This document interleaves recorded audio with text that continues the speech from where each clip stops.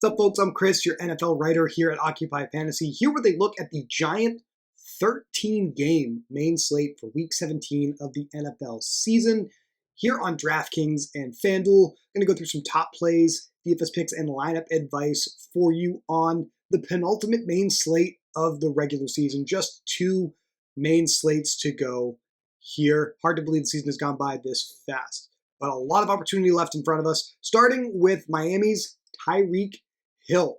The Dolphins ruled out Jalen Waddle for this week's game with an ankle injury that he suffered against the Cowboys in Week 16. So that's going to set up Hill for an extremely large role against the Ravens defense in what is probably the premier game of this weekend's action between the Dolphins and the Ravens. Winner of this game has the inside track for the 1 seed and the bye in the AFC. Tyreek will be a lock for his usual huge target role. He's actually featured on our underperforming wide receiver list this week, and therefore should be a really, really strong option for all lineup types, but especially low risk this week. Now, you know by now, if you've been watching the videos all season long, we like to look at the running backs that are favored this week to get a good sense of what positive game script environments will look like on this slate. Surprisingly, the majority of these running backs on the heavily favored teams are not going to be super popular this week. Biggest favorite on the board this week are the Buffalo Bills, and we have James Cook leading this backfield on opportunities. Much more involvement in the passing game recently, despite this zero target performance against the Chargers last Saturday. So we can be encouraged by that here. $7,100 here on DraftKings and just $7,600 over on FanDuel. Cook actually does look like he's going to be the most popular running back that people are going to play on FanDuel, second most popular, I should say, behind value plays Zamir White, who I'll talk about in a minute. Buffalo's favored by 14 points against the New England Patriots, biggest favorites on the board. Patriots do have the second toughest rush defense in the NFL for running backs to go up against this season, but they are a bottom 5 defense defending running backs in the passing game, so hopefully Cook will be able to make up for some of that resistance on the ground through the air in this matchup here. Second biggest favorite, talk about him every single week, Christian McCaffrey, the matchup-proof stud running back that we want to think about every single week. Just $9,600 is a lot to pay for him over here on DraftKings. And over on FanDuel, $11,000. The most expensive player on the board. Very, very cost prohibitive. We got a matchup here against the Washington Commanders, who have been allowing a ton of fantasy points to running backs over the last few weeks. They are slightly below average on the full season defending running backs on the ground and well below average defending running backs in the passing game. So McCaffrey with his huge target role, his huge regular role between the tackles, lock for his 20 to 25 touches here, should be considered heavily in low-risk lineups on DraftKings where it's a little easier to get him in. But over on FanDuel, I think he actually somehow does profile as a better tournament play than a low-risk play purely because of this exorbitant salary here. 49ers favored by 13 against the Commanders on the road here in Week 17. Philadelphia Eagles are favored by 12.5 points against the Arizona Cardinals here in Week 17. One of the game stacks we talked about at length during best ball season. DeAndre Swift, still a really, really strong role in this backfield as far as early down carries are concerned. We saw 20 carries last week against the Giants, 18 the week before against the Seattle Seahawks. Something I noticed watching the Eagles play a little bit last week, a lot more Kenneth Gainwell in 2-minute drill, hurry up, 3rd and long, passing situations. We saw this a lot in the playoffs last year as well, so it does look like they are leaning on Gainwell a little bit more in those situations, with the script heavily weighted towards the Eagles, though. I don't know how many of those situations we're actually expecting in this game. The Cardinals have the second worst rush defense in the NFL and the 4th worst defense defending running backs in the passing game, so that means we should be heavily interested in DeAndre Swift in all lineup types. Swift is expected to be just 6% owned on FanDuel, makes him a really strong tournament play over there at a fairly affordable salary. Over on DraftKings, though, he is going to be significantly more popular. He's going to approach double-digit ownership, 10%. So still a decent tournament play, but slightly more popular on DraftKings as a result. Kiron Williams and the Los Angeles Rams have a pristine matchup here against the New York Giants. They are the 6th worst defense defending running backs on the ground, and they are slightly below average defending running backs in the air. But the workload for Kiron is insane. 21 plus carries the last 4 weeks. He is the number 2 running back in terms of raw rushing yards in the NFL despite missing 5 games this year. and I don't see any reason why that's going to stop here in week number 17. Averaging over 22 fantasy points per game here on DraftKings.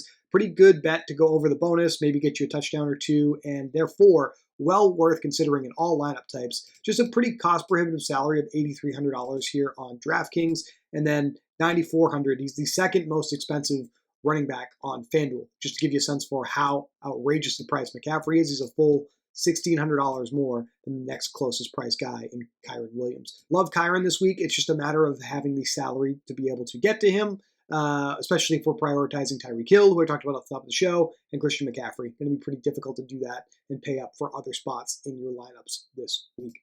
There are a couple of value plays that are going to be extremely popular this week to make these expensive stud plays work. The most popular one is going to be Zamir White from the Las Vegas Raiders, just $5,100 here on DraftKings, and a really, really modest $6,100 over on FanDuel. Josh Jacobs is doubtful once again this week. He means he's almost certainly not going to be playing tomorrow. We've seen 2 starts in a row for Zamir White. Not a ton of involvement in the passing game, but a clear edge on early downs. You're going to see Amir Abdullah mix in on some third down situations. You're going to see Brandon Bolden get a few designed gadget play touches in this backfield, but Zamir White is going to be the guy on virtually every single early down opportunity for the Raiders. If they can keep this at a neutral script against Gardner Minshew's Colts, he's going to have a really good opportunity to succeed. And remember, it's not necessarily about what a player like Zamir White does in the box score for you in your lineup. It's about what he allows you to fit around him in your lineup. Don't think he's going to land on 17.5 points exactly for the third week in a row, but if we can get 10 to 15 points, if not more, from Zamir White at this cost, we're going to be more than okay with that in any contest type. Like Zamir White for low-risk contests, I do think he's the best running back to pair with Christian McCaffrey to get 2 running backs into your lineups at this point. The third running back that I think is viable, his ownership has actually come down a little bit across the industry, looking at this slate and how everyone's adjusting for the injury news, but Ezekiel Elliott is going to have a massive role for the New England Patriots. Biggest underdog on the slate, lowest implied team total, definitely feels gross. I totally understand that, but you can't deny the volume here with Elliott. He's going to have 5+ targets. He's going to have 12 to 15 carries, if not more. He's really the only option in this backfield that's actually going to see any opportunities for the Patriots, and that is why he is projecting for such high ownership. At least he was early in this week. We had him at 25 to 30%. He's come down a little bit now. He is in this 13 to 15% range. I expect this to change a little bit more as we get closer to lock tomorrow as well. Elliott has a decent matchup. The Bills are slightly below average defending the run, and they're pretty above average defending running backs in the passing game. But in a trailing game script where Bailey Zappi is going to have to probably check down to his favorite receiver, I would expect Elliott to have a really good chance to rack up some PPR points here on DraftKings at just 6,000. And over on FanDuel, he's actually a really cheap 6,400 as well. So these value plays, Zamir White, Ezekiel Elliott, I think are going to be the most popular ones on the board. For a while this week, everyone was looking at Clyde Edwards-Helaire from the Chiefs as an interesting option at 5,300 here on DraftKings and 6,500 here on FanDuel. But it does seem like Isaiah Pacheco is going to be playing for the Chiefs this week. He was able to return to practice on Friday. So I think that has blown up the spot here a little bit with that cheap running back play. So I do not think that's an option. Looking at some of the other spots that I think are worth prioritizing in your low-risk lineups this week specifically. Gerald Everett, 8+ targets in each of the last 3 games for the Los Angeles Chargers. No Mike Williams. We haven't seen him for like 3 months. No Keenan Allen. No Joshua Palmer. He's the guy. He is the one starter left on this offense as a pass catcher. Easton Stick has clearly preferred throwing to him over the last couple of weeks. See no reason for that to stop here against the Denver Broncos in Week 17, and we can get him into our lineups for just $3,500 here on DraftKings and a really nice $5,300 over on FanDuel for a tight end. I think that's pretty clearly the direction you want to go with a low-risk lineup this week. Gerald Everett from the Chargers in a good matchup against the Denver Broncos. That leaves us with a couple of wide receiver spots for a low-risk lineup, a defense, and a quarterback with 41.25 per player remaining. It's the point where I tell you the last lever that we have to pull on to lower our average salary remaining is a defense. Our model actually does like both sides of this Ravens and Dolphins game for high-risk upside. We actually have the Ravens as the number 1 defense on DraftKings. Number 2 over on FanDuel. Ravens are going to actually be pretty popular on DraftKings, so that's definitely one way to lower the salary. I think we can spin the defense randomizer a little bit this week we have a lot of backup quarterbacks being thrown into spot starts or just straight up thrown into the starting role to close out the season here for some of these teams that have nothing left to play for. And so one of the options I think is kind of interesting would be like the Chargers against a rusty Jarrett Stidham, 2,900.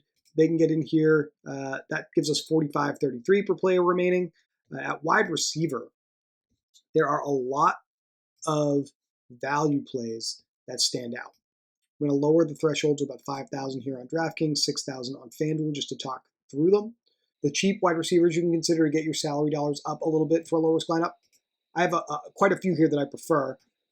Two Giants options in Wan'Dale Robinson and Darius Slayton. We've got Quentin Johnston from the Chargers, and even Curtis Samuel from the Washington Commanders is an option. So Robinson, questionable. We got to watch him because he was just added to the injury report late this week on Friday, but has a decent role in this Giants offense, 4+ targets each of the last 5 weeks. Darius Slayton on the same roster sees a much more interesting high upside role with deep targets.